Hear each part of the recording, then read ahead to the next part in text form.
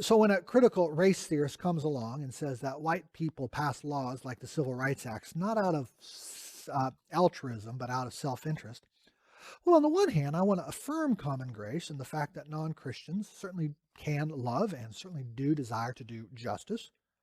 But I also want to affirm total depravity and say, yeah, of course. Even our righteous acts are filthy rags. Changing laws does not change hearts. That's basic Christianity. So we can pat ourselves on the back and say, hey, the laws are equal. But you can also understand why minority folk, looking around, noticing how whites still huddle in the same neighborhoods and have 13 times the average household wealth than the average African American, you can understand why minority folk might say, have things changed that much?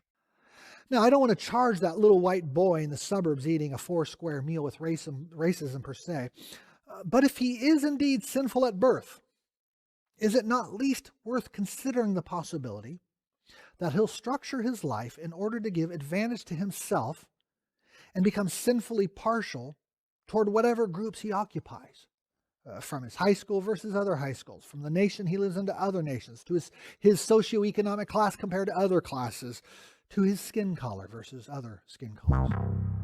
To me, that seems like a pretty basic application of Psalm 51.